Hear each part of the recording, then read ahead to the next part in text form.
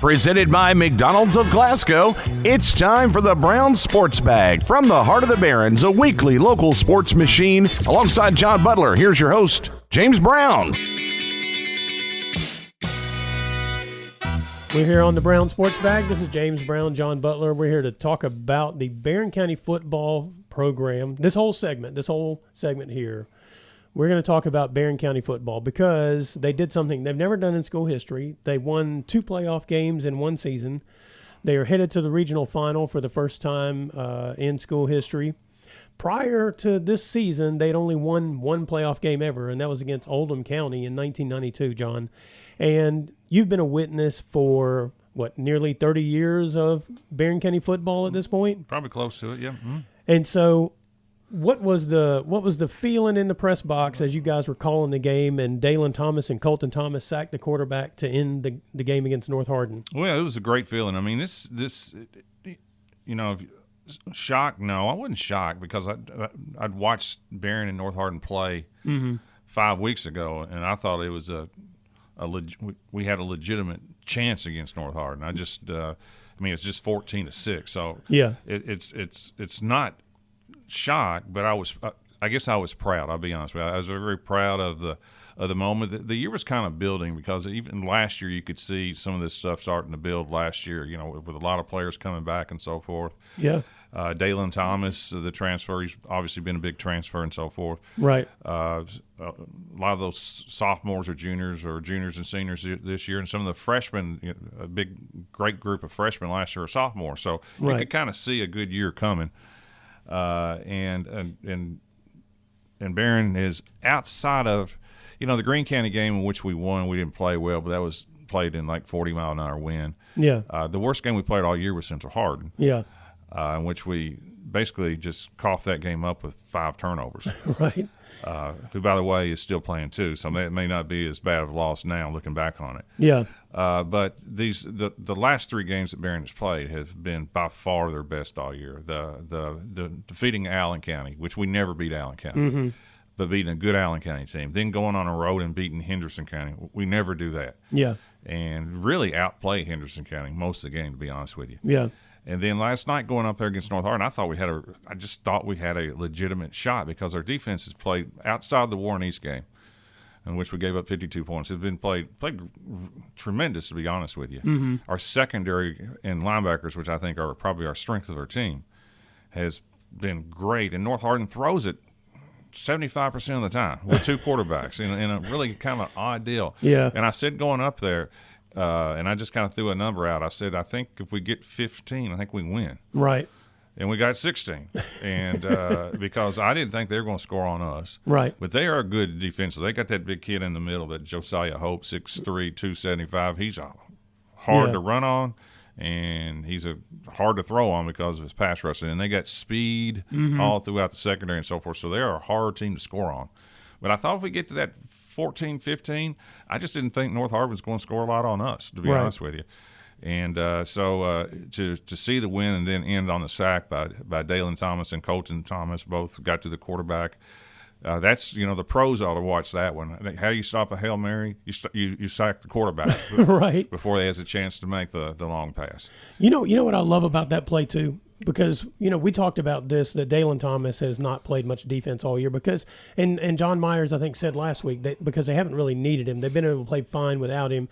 And he had the foot injury that he's been nursing pretty much all through the season. He missed the first game of the season.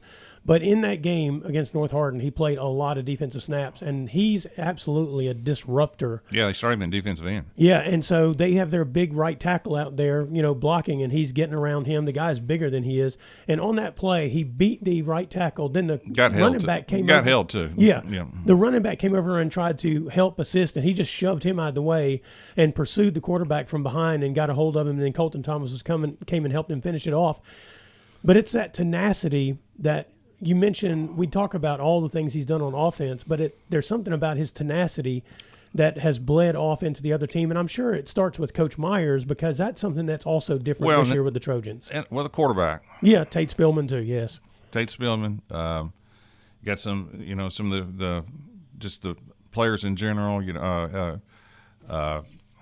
Waylon Clemens. Waylon Clemens has that edge to him. Mm-hmm. Linebacker, Braden Houchins and Corbin Wells have been fantastic. And but there is a tenacity, and I think it filters.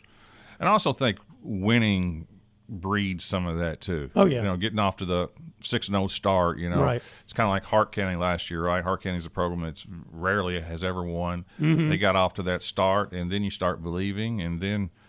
Once you start having that confidence and that belief, Hart County went to the state semifinals last year. Yeah. And I think there is that carryover that you can see. And, when we lost to Central Hardin, I think there was probably in the Barren County community among a lot of people that, that probably sunk Mm-hmm. us because we had Allen, which we never beat Allen, and then we had to go on the road to beat Henderson, and it almost looked like we could lose 3 straight. Yeah. But when we came back and beat Allen, and the way we beat Allen, mm-hmm. Then I think that kind of like shook things up. Like, well, okay, now wait a minute, we got a chance. Yeah. And it's been a great run, and it continues. And there's just like last night. There's just so many plays that were made last night. Mm-hmm. The difference in the game is 16. The final score is 16-13. Barren County makes their first field goal of the year. Right. Into the first half, 31 yard field goal with 0.1 of a second on the clock. Right. And they send out Jacob Dooling, who's a freshman. I don't recall attempting a field goal. He may have attempted one. I'm not for sure. Yeah. And he comes in and he makes it, and barely gets over from 31, goes up 9-6, and come to find out comes out to be the difference of the game. But there's just so many plays. People are going to remember the last play for Barren in which Tate made the great throw on the wheel route to Jordan Harris. After I watched the film, I saw it was a wheel route. Jordan Harris was lined up in the backfield, comes out and runs a wheel route to the back of the end zone. Makes a great catch too, but the ball was, I think it was kind of intentionally thrown, like the back shoulder catch where only he could catch it. It was defended pretty darn well, and Jordan Harris makes that catch. But what people forget, the two plays before that, it is third and let's see, it's third and was it like 3rd and 4 or something? No. It's third and like 19. Yeah, that's right. 3rd and 19 with a minute to go. Yeah. Your chances of overcoming that with one timeout, 3rd and 19, it's not great. And we run a pass play, and Tate just scrambles like he did scrambles for his life, and he pulls out a Lamar Jackson or a Josh Allen play where he scrambles on a 3rd and 19, and he picks up 14.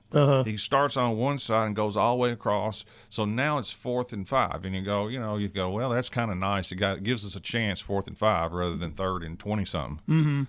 But that little scramble set up the fourth down play in which North Hardin's best player, Mr. Hope, jumps offside and gives us a free first down. Yeah. And then 2 plays later, we score. Yeah. But, just kind of like little plays like that. And I was thinking about Tate and stuff like that because in basketball, as a former basketball coach, I could say this 1,000 times. People would go, well, that's a good play you ran, or with that play or this play or whatever. And I'm thinking, it's not the plays that you call. It's plays kids make. Yeah. And listen, you can make good calls in basketball, and you can make good calls like calling the wheel route was a great call. Yeah. But the 2 plays before, once he scrambled, he probably ran 50 yards to pick up 15. Yeah. That wasn't no play. Yeah. That was a kid making a play. And Tate Spillman is that type of player. If he was 6'3", 6'4", he'd be recruited by everybody in the country. You mentioned calling the wheel route, too. That's the touchdown throw to Jordan Harris. The running back, yeah.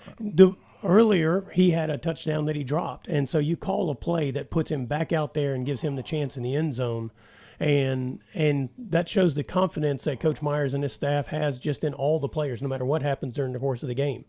Because Harris had to be nervous. He knows he's open enough that if Tate throws that ball where he should, and he did, that he has a chance to make that catch. But he also, somewhere in his mind, has to be, well, I just dropped a touchdown pass that had given us a lead. The 2 touchdowns that Barren made were fantastic throws and fantastic catches. Yes, they were. The one to Dalen Thomas in the first half in the back of the end zone was another scramble, which Tate looked like to me he was closer to going out of bounds. He was on the sideline than Dalen Thomas was staying inbounds in the back of the end zone. It was an incredible play. If you, my son shot photos of the game, and we have a photo online, and you can see that Tate is leaping, and when he releases the ball, he's going to land out of bounds. Yep. I mean, you were talking about Josh Allen plays. That's a Josh Allen play. That's exactly right. I've said it all year. He reminds me of Josh Allen, just making plays and so forth. So, you have all those situations that occurred all night. Defensively, we were the only score. The first score that North Hardin had was really just a breakdown, a 64-yard touchdown pass in which it was like a little 5-yard swing pattern, a little 5-yard out, and then and Tate Spillman had gone out of the game because his shoe had a shoe issue or something. Yeah, his shoelace broke. That's right, had gone out of the game, and we missed 2 fairly. I don't know if they're easy tackles because, they do have speed, but clearly not the hardest plays to make. And the first miss was the one. The second one, the guy kind of was running away from He was running away from that. But the first one was a beat on the play, but it just got missed. That's exactly right. And so that put us behind. But, then again, we, just kind of plugged away and got back in the game. And it set up for a fantastic finish. And a lot of times, fate it's funny how fate works because with 4.5 minutes to go, we're down 13-9 on 4th and 1 from the 1 yard line. It was 4th and 1 and the 1. We score, we go up. It was 3rd and goal from the 2. We run a quarterback sneak and Tate gets it to the 1 inside the 1. Yeah. So now it's 4th and 1 with 4 minutes to go in the game, and we fake the handoff to Dalen, and Tate just goes around the left end, and it looks like he could possibly be in because there's all kinds of space. Mm-hmm. And when he gets to the goal line, he kind of gets helicoptered around a little bit and goes down from our angle. We were a long way away. It looked like, hey, he's got to score. I mean, look at that, whatever. But the line judge said the ball never crossed, and it may not have. I mean, it may not have. I wasn't down there. So North Hardin takes over, and it looks like you lost your chance right there. Yeah.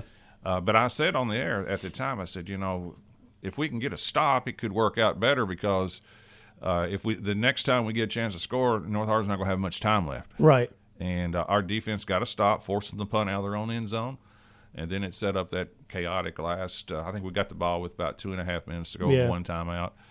At our own 35 because the punt, Bray really did a good job of picking up a bouncing punt rather than let it keep on rolling and let time roll off. He picked the punt up and returned it 15 yards. And after that, I didn't think the clock was even going to be close to being an issue. We was either going to win or lose. At one timeout, I didn't, what's going to come down to, you got to make a drive in 35-yard drive with 2.5 minutes with 1 timeout. That's not a big deal. Yeah. And sure enough, kind of scored too quickly in a way, but we scored 40 seconds. Yeah.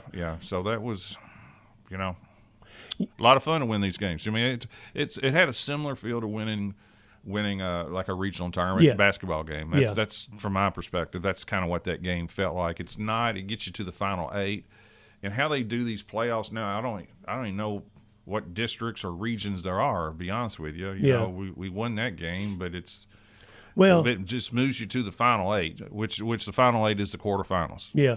So that in this round they use the RPI as the ranking, but they divide the state basically districts 1 through 4 and then 5 through 8, and so you got the we're in the western. The west side of the state, more or less. Although Ryle is on the west side of the state, which is odd. But nonetheless, what had happened was... There's not a lot of 6A schools in the eastern part of that. No, there's not. There's really not. The Lexington schools. Yeah, you got the Lexington, and you got a couple over there. Of course, Georgetown's 15 minutes from Lexington. Yeah, well, right. So right. Mm-hmm. It's actually north of Lexington, but it's in the west side of the state. Yep. But anyway...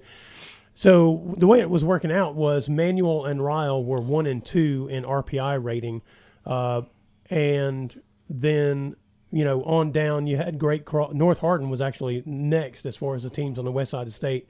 And it was Great Crossing, Barren, and McCracken and Central Hardin, who were playing each other, both had a lower RPI than Barren. So there was no way that initially that Barren would play the number 1 team because that's going to go to the Central Hardin McCracken County. Yeah, winner. so that was the way that was going to work out. Right. But then, of course, there were basically 4 upsets. And, well, I don't know if you would call the Ryle St. X an upset, as it turns out, but St. X had beaten Ryle earlier in the season. Well, Ryle blew them out. Yeah, Ryle was the biggest upset was Great Crossing beating Manual. Yes, Manual was 11-0 going into that game, and was. I never bought into it. They was the best team in the state. Yeah. To be honest with you, I still somebody beats Trinity. Yeah, pretty or much. Ryle in 6A. Boyle County in 4A may be the best team in the state. Yeah. But until somebody beats them, but this team that Barron's going to play, Great Crossing out of Georgetown, Kentucky. Scott County divided up, for those who don't know, about 8 years. 2018. Yeah, it's going on 6-8 years, and so Scott County lost. Not. I don't know if they lost half their school, but they lost a pretty big chunk. Yeah. At that time, they're still 6A. Both teams are 6A, so that's how big Georgetown is. And the Great Crossing has got a lot of their good athletes. They've turned into kind of like a mini powerhouse. People know the basketball team. The big Marino kid has signed with UK. He plays at Great Crossing. They're kind of like like Frederick Douglass. As soon as Frederick Douglass opened, right. It was like a powerhouse in just about every sport. So that's who Barren is going to play. They got unbelievable facilities up there. It's top notch because it's brand new. They got the benefit too of the Toyota plant up there. So there's a lot of money and income and tax base and so forth. So this will be a challenge, but Great Crossing is. They've lost 3 times. It's not like they're 12-0 either. Right.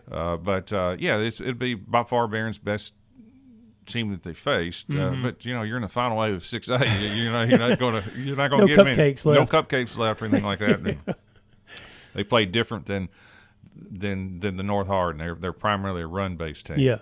They got a back that's got over 1,400 yards and close to 30 touchdowns. And I think their quarterback also runs a lot. He's thrown it for 14, 15 touchdowns, run it for 9 himself. So, it's more of a run-based offense and so forth. But it's when it's this time of year, you're happy to be playing. So, but it will be a big challenge. But it's to be in that position, it's great to be in this position. Yeah. Well, we'll have that game on 104.7, the WCLU Burgundy, and we'll have the live video feed running as well. And I'm looking forward to it. It's pretty incredible. I just got to figure out how I'm going to get all my work done and not have to drive 2.5 hours back here to get it done on Friday night. But hey, it's a good problem to have, John. It is. It's a great problem to have, and this is a new experience for a lot of for Barren. To be honest with you, to go this deep in the football playoffs, it's makes it. Oftentimes, the first time you go through it, it's almost like a honeymoon situation. So it is pretty cool and it's fun and so forth. And last night's game, Friday night's game was a lot of fun, and I know it gave a lot of joy and happiness to a lot of the players and parents and a lot of former players too. Had a lot of response. All right, it's Brown Sports Bag on WCLU Radio, presented by McDonald's of Glasgow. We'll be right back. Presented by McDonald's of Glasgow, it's back to the studio with James and John, the Brown Sports Bag.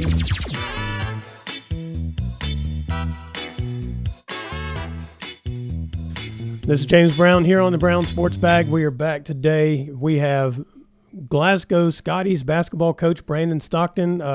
Coach Stockton, this is your first time as a head coach. It's your first year as a head coach. You've been an assistant under 3 other coaches. Is that the way? Maybe 4. 3. Yeah. Tinsley was there twice. So yeah, that's right. But yeah, 3. So what is the difference just right off the bat once you took over and you did the summer program from being the head coach versus being the assistant coach? What was the first thing that just like you were like, oh my gosh, I didn't really think about this? I guess it's just the day-to-day work. Yeah. There's a lot of things behind the scenes that you really have to keep up with that runs the program. And so those things kind of went in my lap. And I basically just had to catch up on a lot of that stuff and get acquainted with some of it because I've never had to do it. Yeah. And just try to figure it all out on the go and get it all done. Well, and one of those things that you probably never really thought about, and we'll start with this because we were talking about it before we started recording this, the schedule. Yes. Because it kind of works out that sometimes what happens is when there's a new coach, they kind of inherit the previous coach's schedule depending on what that contract schedule was like.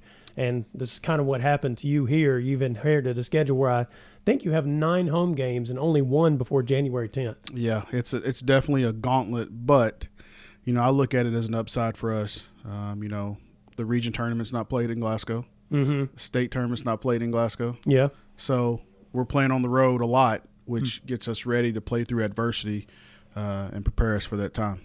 I think somewhere, whenever they were building the new high school, as I recall, the gym, even though there was the same gym that was there, they had taken out the floor and you really couldn't use that gym. I don't know if you were an assistant at that time. Some of the home games were played at the middle school, but you guys were road warriors that particular year as well. Yep. I was assistant under Coach Hall that year. Yeah. And it was that was a great team. Yeah. I can't remember if that was the year we lost to Central or Bowling Green because I think there was 2 years there we played them back to back. Yeah. Overtime, maybe Central. Yeah. But I made that team a tough team. Yeah. And I think there's some positives to it.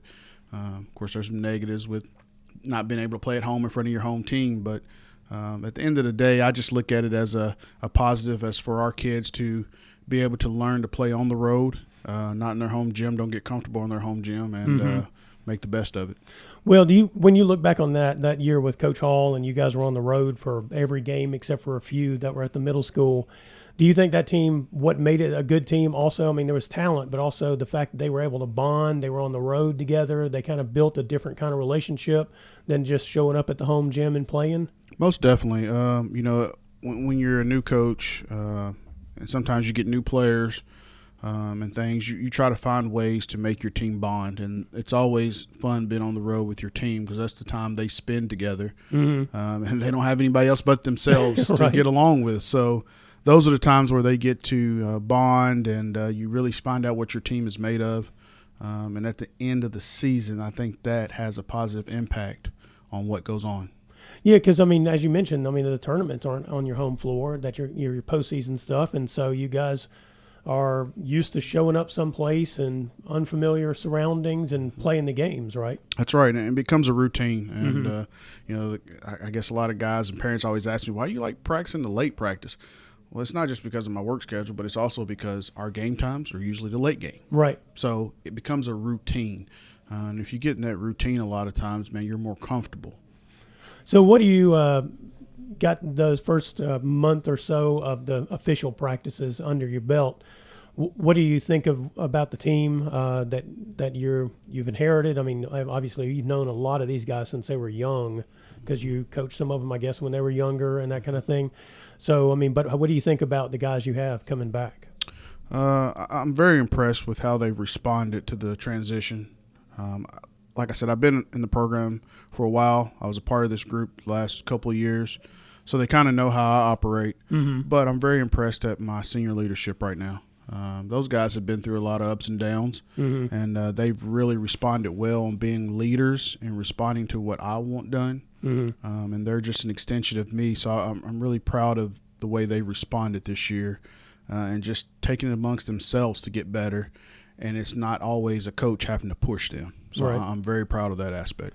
Well, and you mentioned senior leadership. A lot of these guys have probably been playing since their freshman year, mm-hmm. and maybe a couple of them even middle school got a little bit of at least JV or something of that nature mm-hmm. Before they were in high school.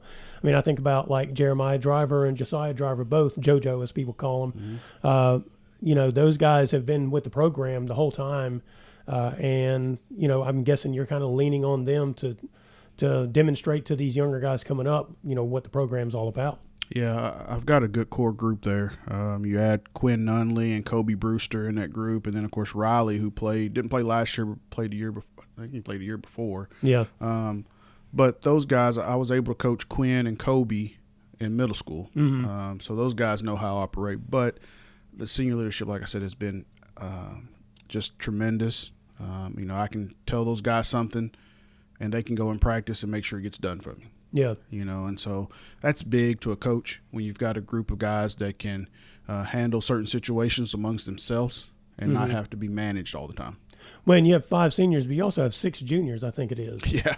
So, I mean, it's a top-end kind of team for the first time in a little while, because I think it's been, a couple of seniors or 3 seniors each year the last 3 or 4 years. Yeah. I mean, I've been blessed this year, my first year in, to have a lot of upperclassmen this year to kind of help navigate things. And a lot of them, like you said, have played since they were freshmen or sophomores, so they've got a lot of experience.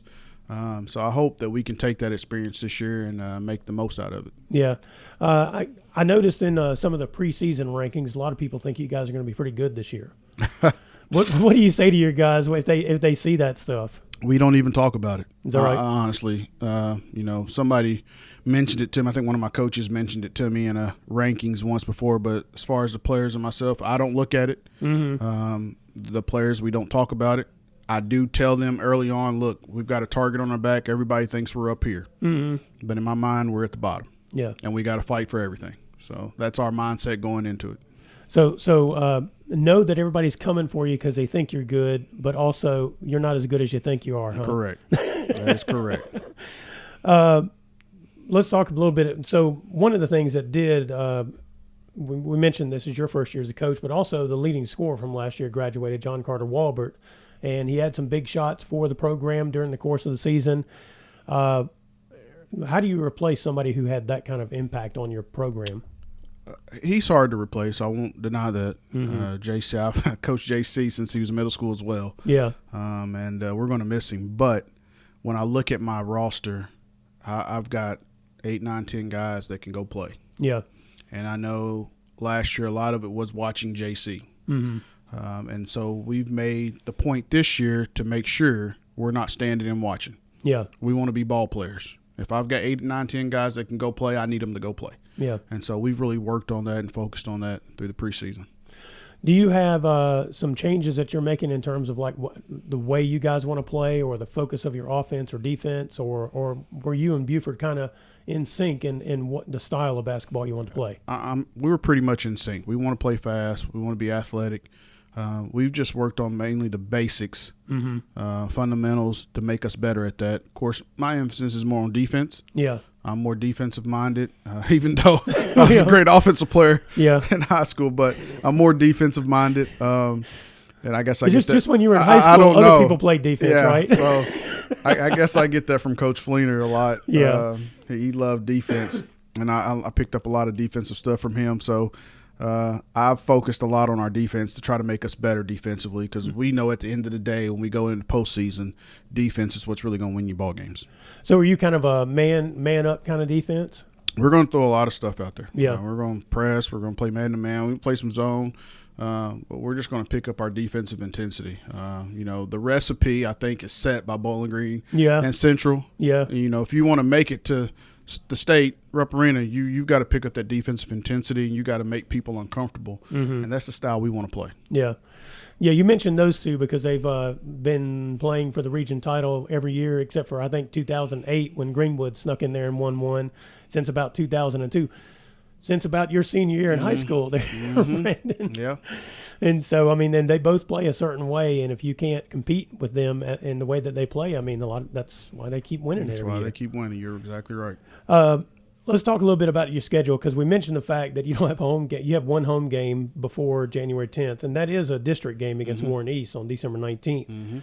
But, I mean, you open on December 6th at Greenwood, and when you kind of look at that early schedule, because it's Greenwood, Logan County, then you mentioned Bowling Green, Russellville, who had some really good players last year, and then Warren East. What do you kind of think about that early schedule there? It's a tough schedule. It really is. We got to see bits and pieces of Greenwood this summer. For some reason, we got matched up with them 2 or 3 times, and they were tight games. So Greenwood's going to be good. These guys already know that. Bowling Green is Bowling Green, of course, Logan County, but any of those teams can beat us. Of course, Warren East has had our number the past couple of years. We got them at the end last year. Yeah. So they're going to be hungry for the revenge. So I tell these guys, you got to come and show up every game.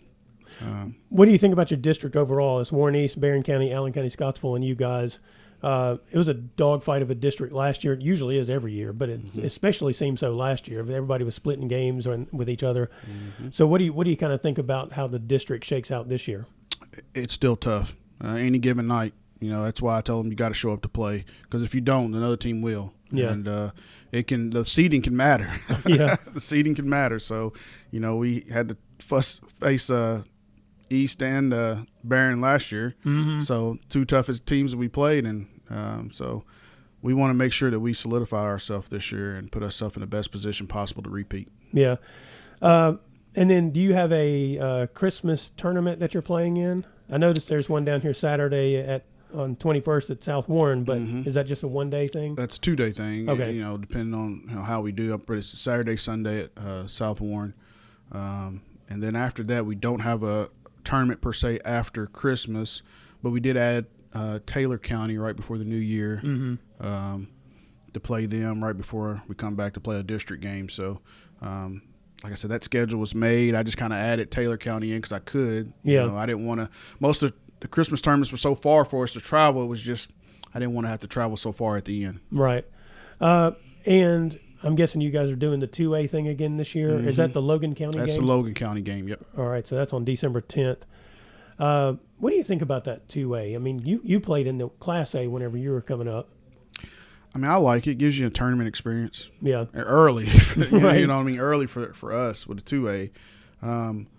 But, I mean, it just gives other schools chances to get that tournament feel. And so I think it's a good preparation for us. I'll let our guys play in it because, like I said, I think it's a good preparation. Yeah. Now, after the Christmas break, I mean, you guys – I mean, the schedule doesn't get any easier because you're going to play – you mentioned the Allen County district game, but you're also playing University Heights at Bowling Green on January 4th, and then Adair County, which won the Region 5 last year, and I think it's kind of penciled in as a favorite again this year. And then you've got, of course, South Warren. You got the district games with Barren and Warren East in there. You kind of change pace when you play like Metcalfe and Clinton County because they're going to probably, well, especially Clinton, they like to be physical. So you got to get something out of that. Those are all tough games. This schedule is not easy whatsoever, I'll be honest with you, and it could go either way. Yeah. That's why the game's played. Yeah. But these guys, I think I'll do my best to make sure they're prepared, and hopefully we can get some big wins.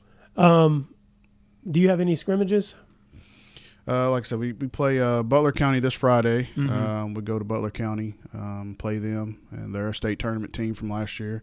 And then come right before Thanksgiving, we'll play the Bluegrass Blazers at home to give us one more look before we open up. Was that the 26th? 26, yep. Yeah.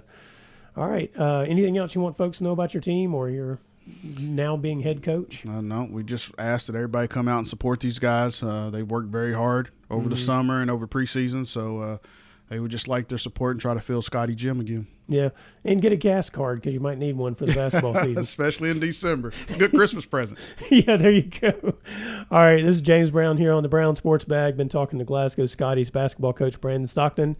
We're presented by McDonald's of Glasgow, and we'll be right back. Presented by McDonald's of Glasgow, it's back to the studio with James and John, the Brown Sports Bag.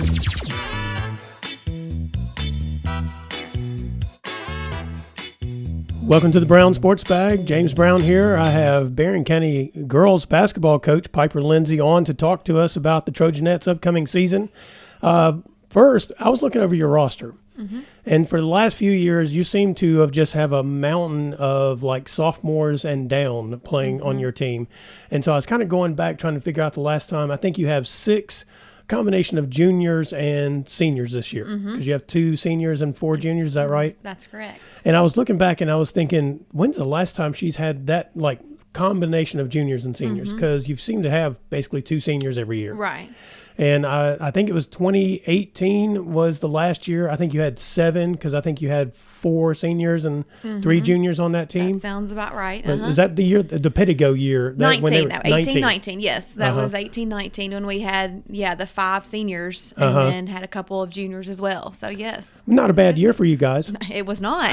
We remember that quite well. For those who don't know, I mean, you guys ended up winning the region that year and going to state. Yes. Now it's a flip because you did, as you mentioned, you had 5 seniors on that particular team, and you only have 2 on this one. But these juniors and seniors that you do have, I mean, they've been starting or playing significant minutes pretty much since they were freshmen. Right.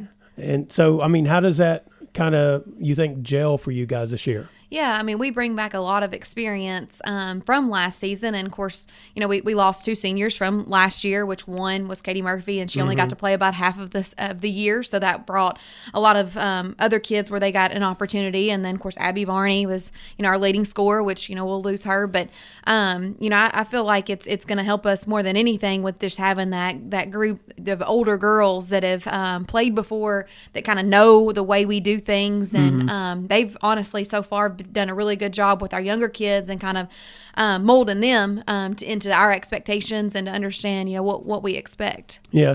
So, I mean, your 2 seniors, of course, are both named Katie. Yeah, they are. Elmore and Gerald's. And Gerald's is already committed to Campbellsville. I believe it is where she's going to play. Yes, she is. And I don't know if Elmore, if she's going to plans to play somewhere or not. I know. Well, it's actually, just to interrupt real quick, it's in the works that she's going to commit to play softball at Campbellsville. Okay. So they're both going to be going to Campbellsville University and pursuing their athletic and academic career in 2 different sports. So we're very proud of them for that accomplishment. Well, and that's what I was going to say, is because Elmore had an outstanding year last year as a softball player, and I wasn't sure which direction she was going to go in terms of which sport she might want to play at the next level. So that's pretty awesome. Yes. So what does the leadership of those 2 mean in terms of, you mentioned getting the younger players kind of prepared, but their experience and their leadership specifically mean for the team? Yeah, you know, they've really been putting a lot of work in the off season. Neither of them played a fall sport, so we've actually had them since August, and to already work with the kids, which, again, you know, we've had more kids that haven't played volleyball or soccer, which, you know, obviously we encourage that. I want them to, you know, be a 3-sport athlete if possible, but we've had more kids this year that that weren't participating in a fall sport, so to have them already that early, I mean, it was a good 7-8 kids that could play, that I feel like have gotten better since then. But Katie Gerald's, I've been so impressed with her. Just, yes, she's improved every year, but since last season, she has really put in the work, just athletically and then even just agility wise. Like, she's gotten a lot quicker. I mean, she's worked on her outside shot. So just a leader basically on the floor, but then also off the floor. Those 2 kids, they get along so well. They're great friends. And, you know, we've kind of joked in the past, like, yeah, you don't have to be friends off the court. We just want you to be friends on the court. But I think it's a bonus. I think it's a huge bonus with those 2 kids and how they are just with each other, and then just great kids with the other girls. And Katie Elmore, too. She's also working on her outside shot. We kind of joked the other night that she gets to the rim and she can finish, you know, around the rim, but we need to work on that 15-footer, you know, the 3-point shot, and she's worked on that as well. So in that junior class, you have Ann Ashley Atkinson. You have, I'm blanking all of a sudden. We got Riley Wilson Yes. and Hannah Bragg and Addison McFall. Yeah, those 4. And well, in 2 of those, I mean, this is kind of an unusual situation for you because I think Hannah Bragg is about 6'1" or 2. So She's growing. She's about 6'2" now. And so you have a legitimate inside kind of post player, especially on the defensive side. And Riley Wilson's a big, strong kid as well who can play inside. Right. They both bring just 2 different things, which is incredible, with Hannah Bragg's height and then Riley Wilson's just physicality. I mean, she's strong. She's a workhorse, great rebounder. You know, I mean, last year we saw some great spurts with her with just offensive boards and putbacks, and Hannah's just where she can block shots. You know, she's definitely an inside presence. And then, you know, not to mention McFall. I mean, I know we're going to mention her as well, but she can shoot the ball. I mean, she really can. And I feel like teams are going to have to focus in on some other kids that she might get some open looks, you know, a lot of the time, and could be a bright spot for us. Yeah, and of course, Aunt Ashley ended up being one of the people who benefited last year from Katie Murphy's injury, because she played a lot more than she probably would have if Katie had been available. Right, she did, and she's just a crafty player too. Just her size and her length, but can handle the ball. And again, you know, hopefully she can be. She was sometimes inconsistent last year, which we've kind of talked about that. We're hoping to kind of get that out of the way, and so far these last couple months she's been very consistent for us in the off season. Well, and that inside presence, I mentioned that because that's been a thing that, I mean, you've been basically a guard offense for the last 5 seasons, basically. We have been, not a whole bunch of inside presence, so that's what's different for you guys this year. Right. We hope to utilize the size inside with those two especially. Yeah. Now, of course, you've got some younger players that are going to be probably have an impact this year as well. I mean, you've got Bird and you have Bruton, I think it's her. Mahala Burton. Burton, sorry, I got it Yes. reversed. No. At some point in time, I'm going to get all these names down, and I apologize. No big deal. No, Shelby, she was obviously a returning leading scorer from last year, so saw some really bright spots with her. Kind of similar, you know, sometimes inconsistent, but hopefully, you know, so far she's been really good, and hoping that she can kind of hone down on that right there. Yeah, and I guess Burton, she's a freshman this year. She may be one of the freshmen that you'll have that will step in and play quite a bit, because she did get some time last year as an 8th grader. Yeah, she did, and we talked about Katie Murphy, and I feel like without having her the first half of the season, it made other kids step up, and at times we probably did the kids were put in uncomfortable situations, but I think that making that happen has only helped them, I think, in the long run. Like, I know we talked about Aunt Ashley and Shelby, they're not really point guards. Right. But now that, you know, we've got Mahala Burton stepping up to, you know, kind of maybe be that point guard, it kind of helps Shelby and Ashley just be better in different situations. Well, and then you have Addie Slagle, who moved over from Glasgow. She's also one of the freshmen that'll be there.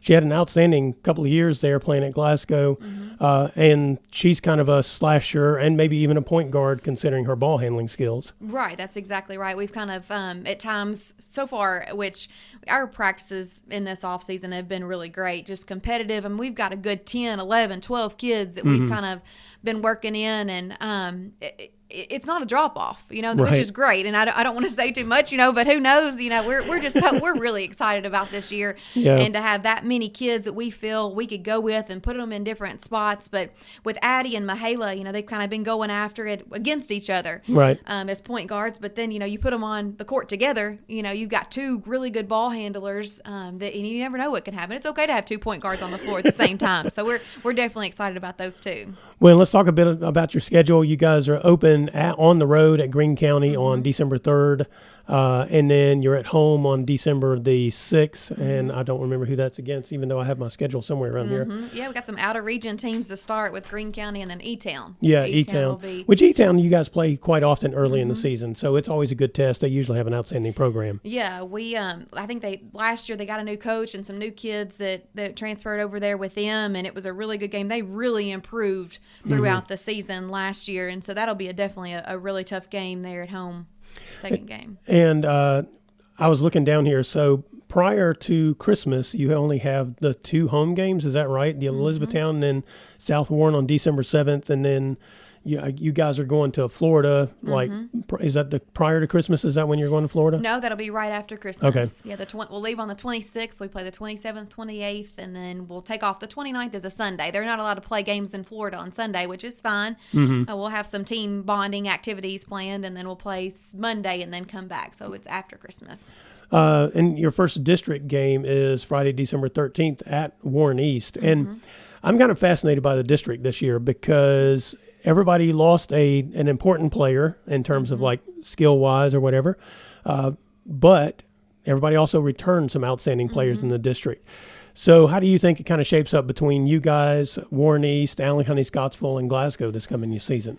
Well, I think that Warren East and Allen County especially, I feel like we lost the most. Yeah. You know, and I don't know. Well, I feel like Abby and Katie were just huge pieces, and I just say that a lot with Katie Murphy. I feel like she just never got enough credit that she deserved, you know. And of course, Abby was a great player for us, but I feel like we lose the most. But I do feel like we have brought back a lot more than what people think. And yes, I think Warren East will be tough, and I think that Allen with Morris and Nazier and all those kids, I think they'll be really good too. Glasgow, they always play hard. I mean, they will get after us. But you know, I mean, I feel like, you know, especially 1, 2, 3 is going to be really close, and it's just kind of. It's going to be dependent on matchups. I feel like that's a big thing that sometimes people don't look at, that, yeah, you know, Allen County might have the best player, but, hey, can they guard us? Or vice versa with Warren East, and I just use them as an example. So I think it just kind of depends, but I think it'll be tough. Yeah. It'll be a fascinating, I think, district schedule this year because, like I said, everybody has things that they do well, and probably everybody has a weakness or two. Right. That's right. I'm not telling ours. Okay. they'll watch the film, maybe, and hopefully they don't figure it out, right? But when you're looking down at your schedule, you know, you got that you're going to play Cumberland County at Bowling Green. That's that 4th Region State Forum Challenge. And like I said, the South Warren game's at home. The district game with Allen County Scottsville is on the 19th. And then you play South Oldham at Elizabethtown on December 21st. What are you looking for in that kind of pre-Christmas or I guess pre-New Year schedule? What are you looking for from your team, and what do you want from that schedule? Yeah, you know, a lot of it we like to focus on us, and that, you know, when people ask me about, you know, the district, how we think how it's going to shape out, or, you know, about different teams, it's like, you know, I'm not even worried about that right now. I'm focused on us, and, you know, what do we do well, like you had mentioned, and what are some things that we need to really work on, you know, early in the season. You know, we just kind of play. We kind of let them just kind of figure it out themselves. But honestly, we got to figure out, you know, what defenses work best for us, which we've always been like a man team, I feel like, and we're trying to branch out. And I feel like with this personnel that we have, the options are unlimited. We can do a lot of things with these kids, but again, we've got to figure out what we do best and what we got to work on. Yeah. I mean, we mentioned the size that you're going to have this year. I mean, you can play a man defense. And, you know, if you have Hannah Bragg in there, you can kind of funnel people to her, I suppose, and knowing that you have that backstop and maybe play a little more aggressively out top, you think? Yeah, no, I agree. I think that with us, the style of play, we always want to run and gun. And even though you have big, sometimes people say, well, you can't go as quick. But Hannah's quick. Riley's quick. They're quick kids that can get up and down the floor. You know, we still want to have that same pace, and you know they can run and gun with us as well, and you know I don't know, we're just excited just to see the different options that we can have with our personnel. Are there any games that kind of stand out to you, non-district games that you're interested to see how your team performs in those games? Well, you know, I think everybody knows, you know, Franklin Simpson. I think that's going to be a tough one. Right. That we're anxious to go, you know, with us, the Cawthorn and Smith, both of those kids, which, you know, our matchups with, you know, Hannah Bragg, who knows what she can do against Cawthorn, and you know, Katie Gerald, you know, and Elmo. I mean, we just got a really good different group of kids that, you know, we're just going to see what we can do against them. I think that's going to be one that we're looking forward to. I think people are saying Bowling Green's down, but I somewhat disagree. I know. Yeah, I disagree.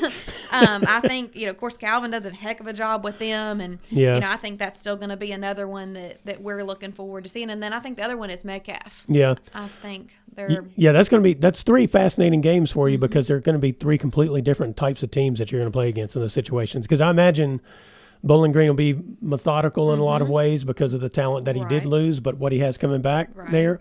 You know, Franklin Simpson, I mean, they have the best player in the region. And then Metcalf County, I mean, when they're shooting the ball well, I mean, they can shoot the lights out. Yes, they can. So it's 3 fascinating kind of matchups that you mentioned. Right. And you talk about matchups. You're right. You're going to have to guard and do things differently against each one of them. I mean, Franklin gets after you. You know, you got to be able to handle the basketball and the physicality. And just like you mentioned with Metcalf, we played them this summer and they shot lights out. You know, we didn't. Right. But again, we're anxious to see how we match up against those 3 teams in particular. Anything else you want folks to know about your team or the upcoming season? No, I mean, I just feel like we're kind of the underdog, and the target's really not on our back, which is fine. But I think a lot of people are going to be surprised. Yeah. And, the girls have been working so hard so far this last month of practices that we've had. And like I said, it's been so competitive. And, I don't know. We're just excited. We can't wait to get started. And hopefully, we'll have a good year.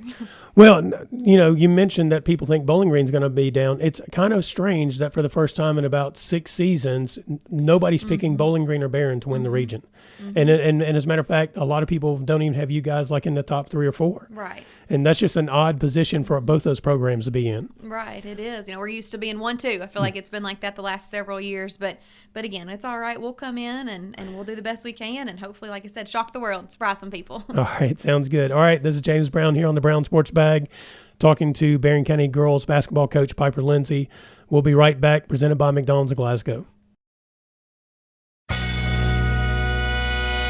Presented by McDonald's of Glasgow, it's back to the studio with James and John, the Brown Sports Bag.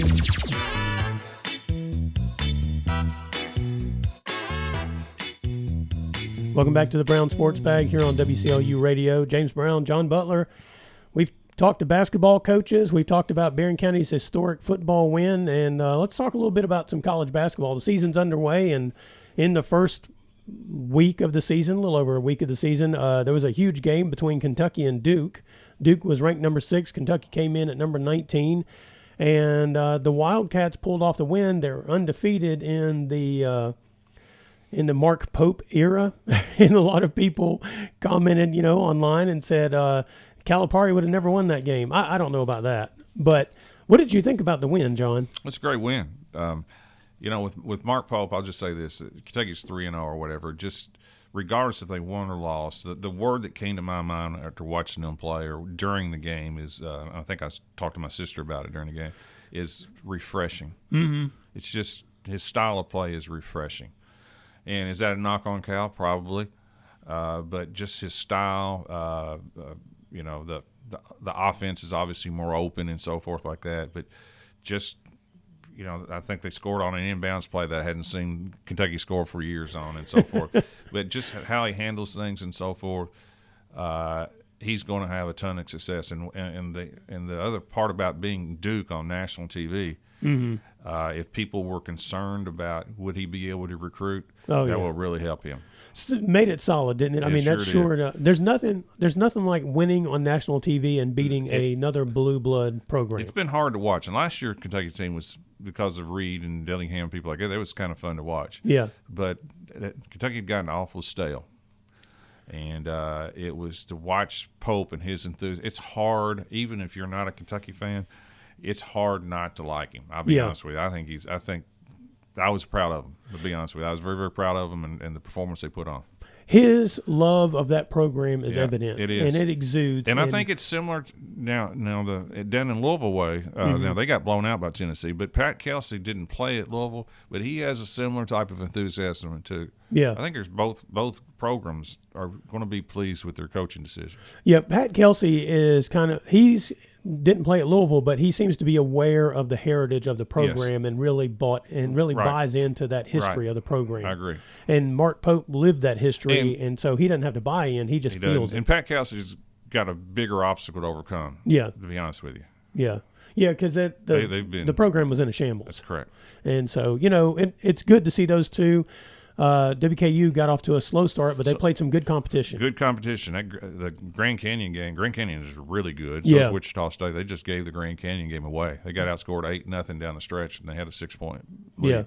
So they got some things to clean up. They'll be fine, though. Yeah, they'll be fine, too. All right, this is Brown Sports Bag presented by McDonald's of Glasgow here on WCLU Radio. James Brown, John Butler. We'll talk to you guys again next week.